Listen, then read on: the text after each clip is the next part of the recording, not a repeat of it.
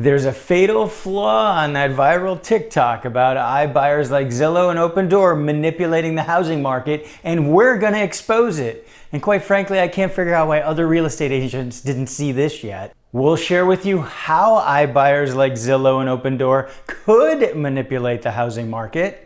And then let's look at actual numbers. We're gonna show you for the month of August 2021 how many homes Zillow and Opendoor actually bought and how that compares to the number of homes sold during those months in Southern California. And stick around to the end where we share the highest prices that Zillow and Opendoor were willing to pay for homes in Southern California. Can you guess where and how much it was? Hey there, Christian Walsh with Wire Associates. We're real estate agents based in Southern California, helping tenants and landlords and buyers and sellers navigate these crazy days in California and beyond. And we're here with a big update on this viral TikTok. There is a big hole in the logic on this one, and that was done by a real estate agent. And I've seen other real estate agents to say, oh, this is interesting. Maybe we should talk about this more. And look, I'm open to talking about anything, but there is a fatal flaw in the argument. So here's a quick summary. The TikToker says that a company, doesn't name names, comes in and buys 30 homes for $300,000.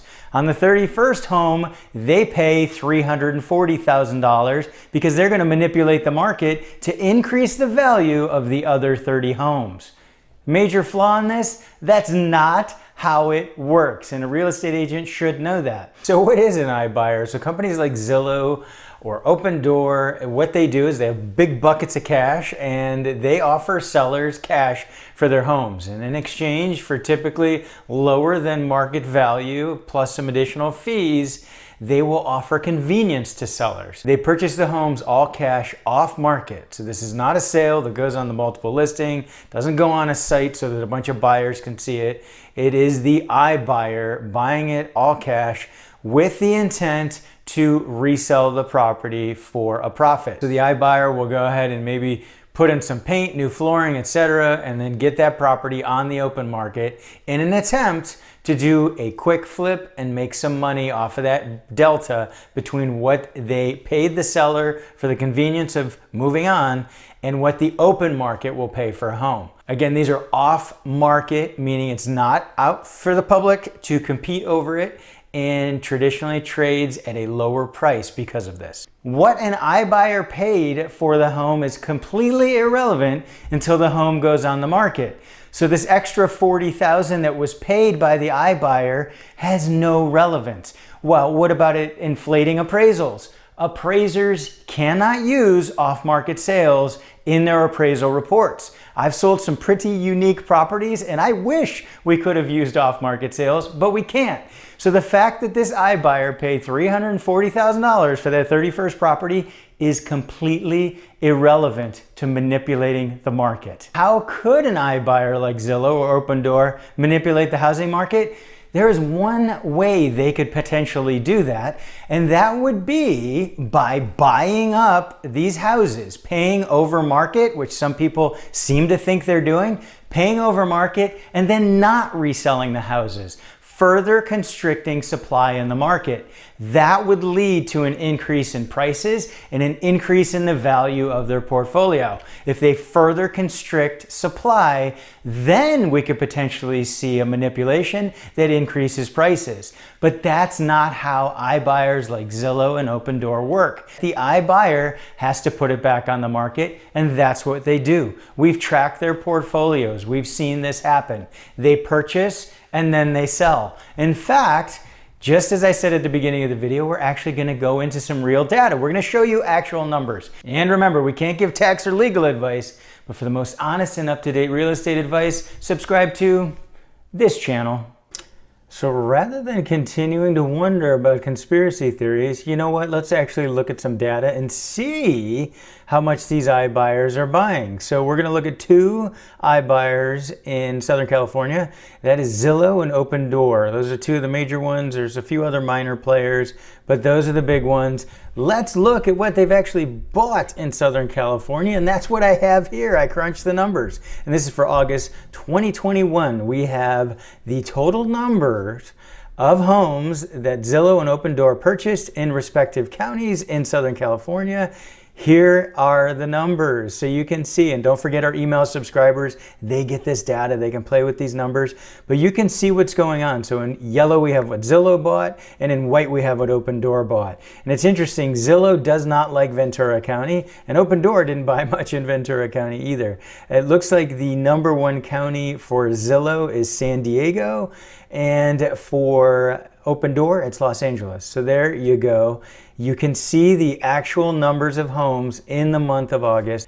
Let's give it some context. So let's show these numbers as compared to the total number of sales in the respective counties in that exact same month. And you can see we have a problem of scale. And what it's done is it's basically showing you there's a significant number of sales as compared to the number of homes that were purchased by iBuyers. So here you can see in the respective counties, what we did is we added together what Zillow and Opendoor purchased and compared it to the total number of sales to come up with these percentages. And there's a few important things here to point out. One is that others like Meet Kevin, who's a good guy, he was on YouTube debunking, saying that iBuyers only buy about 1% of homes. And that's in fact not true. And we can see in Orange County that they're buying 3.2. And we can see in Riverside, 3.7% of the purchases of homes in Riverside in August 2021 were by iBuyers. Now you do see a 1% number in Ventura, you see 1.4, and LA 1.7. So these are still very, very small numbers. They're not 1%, not less than 1% like others have said. When we actually look at data, we can see that in Southern California that iBuyers are buying up to almost 4% of homes. So that is a higher percentage than some may say, but it's still not enough to make a dent. It's not enough to shift the market because ultimately these homes have to come to the open market and sell. But these percentages aren't big enough to shift the market either way. And it's not like they're just in one price point. We're about to show you the highest price paid by Zillow and Opendoor. So just for giggles, why not look at the highest price paid? So here we have Opendoor, and this is, you see a lot of numbers here, don't get overwhelmed. This is one of the tools we use to track this and a whole lot more about different markets. You know that this is the channel to get data.